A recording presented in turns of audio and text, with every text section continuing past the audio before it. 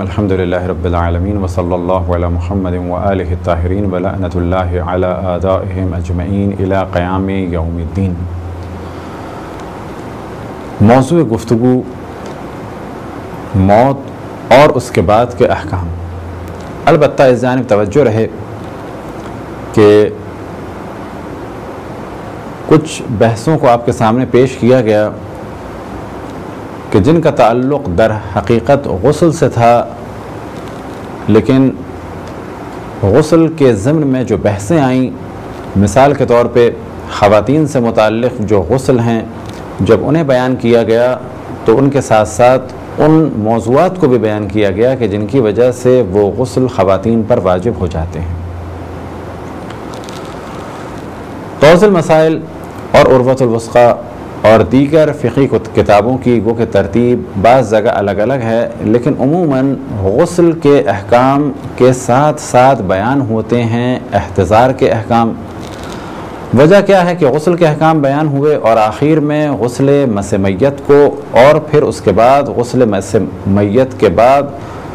غسل میت کو ڈسکس کرنا ہے۔ اب غسل میت سے پہلے ڈسکس کرتے ہیں ان موضوعات کو کہ جو موت سے پہلے کے ہیں، مثال کے طور پہ مریض کے فرائض، اسی طریقے سے عیادت کرنے والے کے فرائض، پھر کچھ گفتگو موت کے بارے میں، اسی طریقے سے وصیت کے بارے میں، اور پھر احتضار کے بارے میں کہ دم کسی شخص کا اگر نکل رہا ہو تو اس کے لیے کیا احکام ہیں، پھر دم نکلنے کے بعد کے کیا احکام ہیں، اسی طریقے سے غسل کے کیا احکام ہیں، کفن کے، دفن کے، حنوط کے، اور کیا ان کے مستحبات ہیں، کیا مکروہات ہیں، پھر دفن کے بعد موت سے ریلیٹڈ دیگر احکام کو بیان کیا جاتا ہے۔ تو ہم نے اپنی گفتگو کے اس موضوع کو بالکل ایک الگ سلسلہ بنا دیا ہے اور گفتگو کا آغاز کیا ہے مریض کے آداب سے متعلق کہ اگر کوئی شخص مریض ہو جائے تو اس کی کیفیات کیا ہونی چاہیے اور اسے کیا کرنا چاہیے۔ لہذا گو کہ ہماری اصل گفتگو غسل مس میت اور اس سے پہلے کے احکام اور اس کے بعد کے احکام ہیں، لیکن ضمناً یہ سارے موضوعات بیان ہوتے چلے جائیں گے۔ لہذا ہماری اس گفتگو کا عنوان ہے اگر کوئی شخص مریض ہو جائے تو اس کے کیا احکام ہیں، یا بالفاظ دیگر مریض کے آداب یا مریض کے فرائض۔ اس جانب توجہ رہے کہ اللہ سبحانہ و تعالیٰ نے انسان کو بہترین طریقے سے خلق فرمایا ہے، اور کچھ چیزیں انسان کے لیے نقصان دہ ہیں، کچھ چیزیں انسان کے لیے فائدہ مند ہیں، اور اس طریقے سے اللہ سبحانہ و تعالیٰ نے انسان کو خلق کیا ہے کہ اس زمین پہ کچھ عرصے وہ زندہ رہے اور اس کے بعد وہ دنیا سے رخصت ہو جائے۔ اب یہ دنیا سے رخصت ہونا بعض دفعہ طبعی طریقے سے ہے اور بعض دفعہ حادثاتی طریقے سے ہے، اور حادثات بہت ساری اقسام کے ہیں، اور جتنا جتنا زمانہ ترقی کر رہا ہے حادثات کی تعداد بھی بڑھ رہی ہے۔ مثال کے طور پہ پہلے گھوڑے سے گر کے موت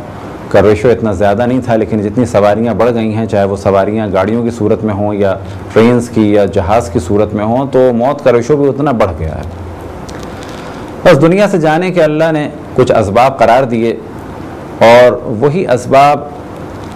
در حقیقت ایک رحمت ہیں اللہ سبحانہ و تعالیٰ کی جانب سے کہ اگر یہ اسباب نہ ہوتے، اگر یہ دنیا سے جانے کا سلسلہ نہ ہوتا تو آج دنیا کی ایسی کیفیت ہوتی کہ کوئی بھی شخص اس دنیا میں سکون سے رہ نہ پاتا۔ اسی طریقے سے بعض دفعہ لوگ سوال کرتے ہیں کہ موت کا کیا فلسفہ ہے، موت اللہ نے کیوں قرار دی؟ تو اس جانب توجہ رہے کہ اگر وہ افراد جو حضرت آدم علیہ السلام کے بعد سے لے کے آج تک دنیا میں آئے، اگر وہ زندہ رہتے تو اس وقت زمین کی کوئی جگہ ایسی باقی نہ ہوتی کہ جس پہ انسان نہ ہو، اور نتیجہ یہ ہوتا کہ انسان کے کھانے کے لیے اور پینے کے لیے اور رہائش کے لیے اور سکون کے لیے بہت زیادہ مشکلات ہوتی، اور خود انسان بھی تنگ آ جاتا ہے اس طویل زندگی سے۔ انہی اسباب میں سے ایک سبب وہ ہے بیماری۔ بیماری کے لیے اللہ سبحانہ و تعالیٰ کے ارشاد قرآن مجید میں وَإِذَا مَرِضْتُ فَهُوَ يَشْفِينِ، کہ جب میں مریض ہوتا ہوں تو اللہ سبحانہ و تعالیٰ ہی مجھے شفا عطا فرماتا ہے۔ تو اب اس جانب بھی توجہ رہے کہ سب سے پہلا کام جو مریض کا ہے وہ یہ کہ جان لے کہ میں اللہ کے لیے ہوں اور اللہ ہی کی جانب مجھے واپس جانا ہے، یعنی انا للہ و انا الیہ راجعون، اور اس کے بعد صبر کرے اور شکر کرے، اور یہ جان لے کہ بیماری ایک ایسی چیز ہے کہ جس میں انسان اللہ سے بڑا قریب ہو جاتا ہے۔ یہی وجہ ہے کہ بعض اگر روایتوں میں نقل ہوا کہ بیمار کی دعا قبول ہوتی ہے۔ جب بیمار کی دعا دوسروں کے لیے قبول ہوتی ہے تو خود اپنے لیے بھی بطور اولا قبول ہوگی، اور انہیں دعاؤں میں سے ایک دعا ہے استغفار۔ لہٰذا بیماری میں جو سب سے بہتر عمل ہے وہ ہے استغفار، اور جو لوگ بیمار ہو جاتے ہیں وہ جانتے ہیں کہ بیماری کے عالم میں انسان خود بخود دنیا سے کچھ حد تک دور ہوتا ہے اور اللہ سبحانہ و تعالیٰ کی جانب بڑھتا ہے۔ اگر اسی کیفیت کو دیکھ لیا جائے تو یہی ایک شکر کی جگہ ہے کہ اللہ نے ایک سبب قرار دیا کہ ہم دنیا کی رنگینیوں سے کچھ دیر کے لیے منہ موڑ لیں اور اللہ سبحانہ و تعالیٰ کی جانب توجہ کریں۔ تو بیمار کے فرائض میں سے جو ایک سب سے پہلی اس کی ذمہ داری ہے اور فرض ہے وہ یہ کہ وہ اللہ سبحانہ و تعالیٰ سے راضی رہے اور صبر و شکر کرے، اور یہ جان لے کہ بیماری میں اللہ سبحانہ و تعالیٰ نے کچھ برکتیں رکھی ہیں۔ البتہ مراد نہیں کہ انسان یہ سوچے کہ بس ہم بیمار رہیں اور علاج نہ کروائیں، بلکہ اللہ کی جانب سے ثواب کا ایک ایسا سلسلہ ہے کہ اگر کوئی شخص بیمار ہو جائے اور بیماری میں اللہ سبحانہ و تعالیٰ سے راضی رہے تو یہ بیماری اس کے لیے خود ایک بہت بڑی نعمت ہے، لیکن بشرط کا یہ کہ وہ اللہ سبحانہ و تعالیٰ سے راضی رہے۔ لہذا ایک روایت رسول اللہ صلی اللہ علیہ وسلم سے نقل ہوئی، آپ ارشاد فرماتے ہیں اذا مرض المسلم، اگر کوئی مسلمان مریض ہو جائے کتب لہ باحسن ما یعمل فی صحتہ، تو اس کے لیے لکھا جاتا ہے کہ جو اس نے اپنی صحت کے ایام میں انجام دیا اس سے بہتر لکھا جاتا ہے۔ مثال کے طور پہ اگر کوئی شخص نماز پڑھتا ہے صحت کے عالم میں اور وہی شخص نماز پڑھتا ہے بیماری کے عالم میں، تو بیماری کے عالم میں یہ نماز پڑھ رہا ہے تو اس کی نماز کا زیادہ ثواب لکھا جا رہا ہے کہ جو وہ صحت کے عالم میں پڑھتا تھا۔ وَتَسَاقَطَتْ ذُنُوبُهُ، اور اس کے گناہ جھڑتے ہیں بالکل ایسے ہی جیسے کہ درختوں کے پتے جھڑتے ہیں، کما تساقط ورق الشجر، کہ جس طرح سے درخت کے پتے جھڑتے ہیں۔ بس اگر کوئی بیمار ہو تو یہ جان لے کہ اس میں جو میرا عمل ہے وہ صحت کے عمل کی نسبت زیادہ ثواب کا سبب بنے گا، اور اس بیماری میں میں اگر اللہ سبحانہ و تعالیٰ کی اطاعت کروں، بندگی کروں، اس سے راضی رہوں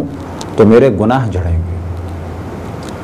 لہذا بیماری کا ایک سبب جو اللہ سبحانہ و تعالیٰ نے قرار دیا رحمت کے طور پہ وہ یہ کہ اگر کوئی شخص گناہ گار ہے اور بیمار ہوتا ہے، لیکن یہ کہ بیماری میں اللہ سبحانہ و تعالیٰ سے راضی رہے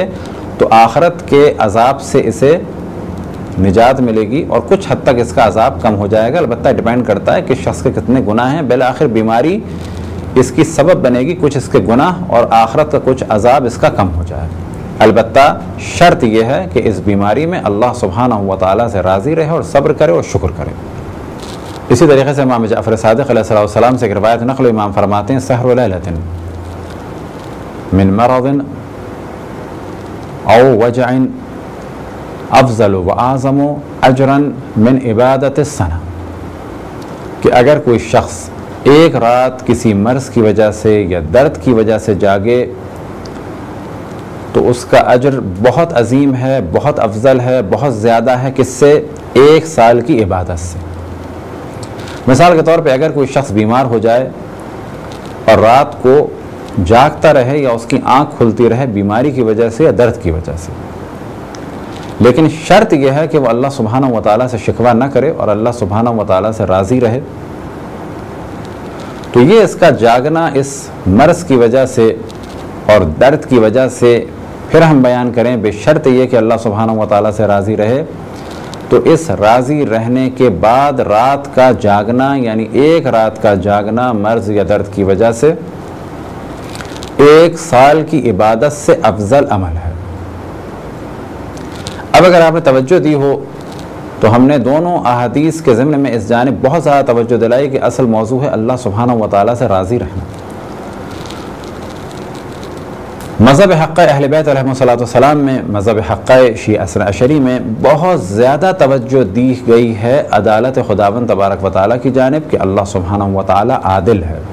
وجہ کیا ہے کہ اگر ہم یہ جان لیں کہ اللہ سبحانہ و تعالیٰ عادل ہے، ظلم نہیں کرتا، کوئی کام بلا وجہ نہیں کرتا، تو ہمیں اس بات کا یقین ہو جائے گا کہ ہمارے ساتھ جو کچھ ہو رہا ہے اللہ سبحانہ و تعالیٰ کی جانب سے، تو اس میں کوئی نہ کوئی حکمت ہے۔ بس اگر ہم مریض ہو گئے تو اس میں ایک حکمت ہے، بس ہمارا کام ہے کہ اللہ سبحانہ و تعالیٰ سے راضی رہیں۔ لیکن اس راضی رہنے کے معنی نہیں ہے کہ ہم کوئی علاج نہ کریں یا ڈاکٹر کے پاس نہ جائیں یا احتیاط نہ کریں، بلکہ اس جانب توجہ رہے کہ ڈاکٹر کو ہمیں دکھانا ہے، اسی طریقے سے دوا ہمیں کھانی ہے۔ یہ سوچنا کہ ہم توکل کریں گے تو کہا جائے گا کہ یہ نظریہ بالکل غلط ہے۔ اللہ سبحانہ و تعالیٰ نے دوا خلق فرمائی ہے، اور دوا اسی لیے خلق فرمائی ہے کہ ہم اسے استعمال کریں۔ چاہے انبیاء ہوں اور چاہے اوصیاء ہوں، معجزہ دکھا سکتے تھے، لیکن عام زندگی میں وہ دوا کا استعمال کرتے تھے اور دوا باقاعدگی سے کھاتے تھے، اسی طریقے سے بعض چیزوں سے پرہیز بھی کرتے تھے۔ مریض کے فرائض میں سے ایک فرض یہ ہے کہ جس کی جانب پہلے توجہ دلائی کہ اللہ سبحانہ و تعالیٰ کا شکر ادا کرے، اللہ سبحانہ و تعالیٰ سے راضی رہے۔ اسی طریقے سے راضی رہنے کا ایک جلوہ نظر آتا ہے کہ جو عبادتیں اس پر واجب ہیں انہیں ترک نہ کرے۔ اب مثال کے طور پر اس پر غسل لازم ہے اور وہ غسل نہیں کر سکتا، اگر کر سکتا ہے کوئی حرج نہیں ہے، جو ہم نے شرائط غسل میں بیان کی تو بلا شک اسے غسل کرنا ہوگا۔ وضو اگر کر سکتا ہے اور جو وضو کے صحیح ہونے کی شرائط بیان کی، اسی طریقے سے جو تیمم کے جائز ہونے کی شرائط بیان کی، ان سب کی جانب توجہ رہے، لیکن کسی بھی حال میں اسے اللہ سبحانہ و تعالیٰ کی عبادت کو ترک نہیں کرنا ہے، البتہ اس طریقے سے عبادت کو انجام دینا ہے جس طریقے سے اللہ سبحانہ و تعالیٰ نے بیماری میں عبادت کو انجام دینے کا حکم دیا ہے۔ اب اس جانب بھی توجہ رہے کہ یہ عبادت اس قسم کی نہ ہو کہ اپنے آپ کو ہلاکت میں ڈال دیں۔ ہلاکت میں نہیں ڈالنا ہے، جو حکم خداوند تبارک و تعالیٰ ہے اس کے مطابق عبادات کو انجام دینا ہے۔ فرائض میں سے ایک فریضہ یہ کہ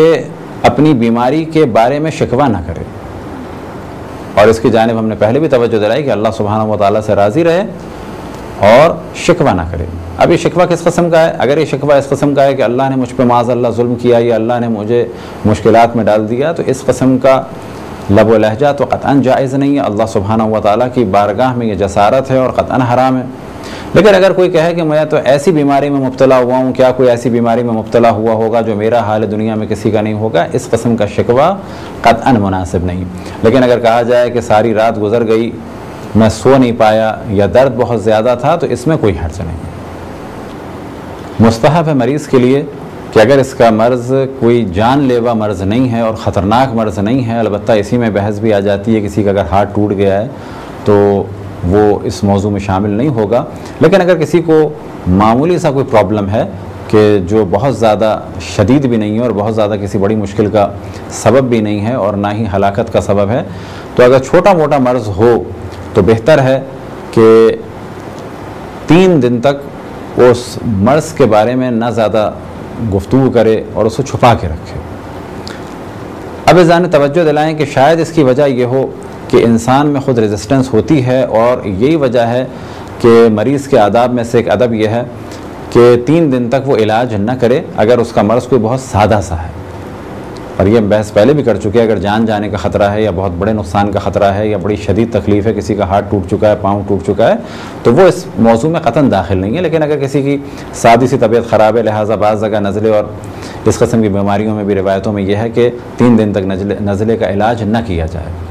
اس کی چند وجوہات ہیں۔ کچھ بیماریاں فائدہ مند ہیں اور ان کو روکنا نقصان دہ۔ مثال کے طور پہ نزلے کو روکنے کا سبب یہ ہوتا ہے کہ بعض دفعہ وہ رطوبت دماغ میں جم جاتی ہے کہ جس کی وجہ سے سر کا درد بھی رہتا ہے، یا آدھے سر کا درد ہو جاتا ہے، یا آنکھوں کے لیے وہ نقصان کا سبب بنتا ہے۔ اور ایک وجہ یہ ہو سکتی ہے کہ بعض بیماریاں ایسی ہیں کہ خود انسان کی باڈی میں ایک ریزسٹنس ہے کہ 2-3 دن میں وہ ریزسٹنس اس بیماری کو دور کر دیتی ہے۔ اور اسی طریقے سے بعض ایسے انفیکشنز ہوتے ہیں کہ جن کے بارے میں آج بڑے آرام سے کہا جاتا ہے کہ یہ ایک وائرل انفیکشن ہے، اور بعض ڈاکٹر مذاق میں کہتے ہیں کہ آپ علاج کرائیں یا نہ کرائیں، دونوں صورتوں میں خود ہی ختم ہو جائے گا کیونکہ وائرل انفیکشن ہے۔ البتہ پھر اس جانب توجہ رہے کہ اگر کوئی شدید وائرس ہو اور پتہ ہو کہ اس کا بہت زیادہ نقصان ہو سکتا ہے تو ایسی صورت میں بلا شک دوا کھانی چاہیے، لیکن اگر معمولی سا مرض ہے تو بہتر ہے کہ 3 دن تک دوا سے بھی بچیں اور اسی طریقے سے 3 دن تک اس کا ذکر بھی نہ کریں۔ اسی طریقے سے مستحب ہے کہ مریض کثرت سے توبہ کرے، اللہ سبحانہ و تعالیٰ کی بارگاہ میں توبہ کرے، اور عام طور پہ جو شخص مریض ہو چکا ہے یا مریض ہے تو وہ جانتا ہے کہ مرض کے عالم میں اللہ سبحانہ و تعالیٰ سے قریب ہو جاتا ہے اور دنیا سے کچھ دور ہو جاتا ہے۔ اسی طریقے سے مستحب ہے کہ وہ صدقہ دے، اور روایتوں میں نقل ہوا ہے کہ اپنے مریض کا علاج کرو صدقے کے ذریعے سے، اور خود مریض بھی اپنے مرض کا علاج کرے صدقے کے ذریعے سے۔ مستحب ہے کہ مریض 3 دن کے بعد مومنین کو خبر دے، اور اگر کوئی آنا چاہے اور اس کے لیے نقصان کا سبب نہ ہو تو آنے دے۔ کچھ آداب ہیں عیادت کرنے والوں کو اس کی جانب توجہ دلائیں گے، لیکن ضمناً یہاں بھی توجہ دلا دیں کہ بعض دفعہ عیادت کرنے والوں کا کثرت سے آنا جانا وائرل انفیکشن کا سبب بنتا ہے یا بہت زیادہ ڈسٹربنس کا سبب بنتا ہے، تو یہ بھی توجہ رہے کہ مریض کی کیسی کیفیت ہے، اس کے مطابق ہی عیادت کرنے والوں کو اجازت دینی چاہیے۔ مستحب ہے کہ مریض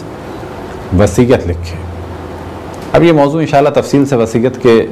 باب میں آئے گا کہ وصیت لکھے اپنے واجبات کے لیے، اسی طریقے سے دوسروں کے لیے، خصوصاً اپنے عزیزوں رشتہ داروں کے لیے، اور عام حالات میں بھی وصیت لکھ کے رکھنی چاہیے، لیکن خصوصاً مریض کے لیے اس کی بہت زیادہ تاکید ہے۔ دوا کے بارے میں ہم نے پہلے عرض کیا کہ بہت جلدی دوا کا استعمال شروع نہیں کرنا چاہیے، مگر یہ کہ جب یقین ہو جائے کہ دوا کے بغیر اب یہ چیز کنٹرول نہیں ہوگی۔ اور اس جانب بھی توجہ دلائیں کہ دوا کو غذا نہیں بنانی چاہیے، دوا کو دوا سمجھنا چاہیے اور جان لینا چاہیے دوا کسی بھی قسم کی کیوں نہ ہو، اس کا کہیں نہ کہیں کوئی نہ کوئی سائیڈ ایفیکٹ ہے، لہٰذا اسلام بہت زیادہ پسند نہیں کرتا اس چیز کو کہ جلدی دوا شروع کی جائے یا انسان اپنے آپ کو دوا کا عادی بنا لے، مگر یہ کہ جب یقین ہو جائے کہ دوا کے بغیر اس کا علاج صحیح نہیں ہو رہا۔ اسی طریقے سے مستحب ہے کہ مریض پرہیز کرے۔ یہ کیفیت کہ دوا کا استعمال نہ کیا جائے یہ سوچ کے کہ جی ہم اللہ پہ توکل کر رہے ہیں، اسے بھی اسلام پسند نہیں کرتا۔ دوا کا استعمال کرنا ہے کیونکہ دوا کا خالق اللہ سبحانہ و تعالیٰ ہے، اور دوا سے مدد لینا در حقیقت اللہ سبحانہ و تعالیٰ ہی سے مدد ہے۔ اور اس کے بالکل برعکس پرہیز نہ کیا جائے سوچ کے کہ جی اللہ مالک ہے، یہ بھی غلط ہے۔ پرہیز ضروری ہے اس حد تک کہ جس چیز سے بھی نقصان ہوتا ہے اس سے بچا جائے۔ مثال کے طور پر اگر کسی بہت زیادہ کھانسی اور وہ کہے کہ اللہ مالک ہے اور کھٹی چیزیں کھاتا چلا جائے تو کہا جائے گا اللہ سبحانہ و تعالیٰ نے قانون بنایا ہے کہ اس مرض میں اس چیز سے بچنا چاہیے، اور بعض امراض کو بڑھنے کا سبب بنتی ہیں بعض چیزیں اور ان سے بچنا چاہیے۔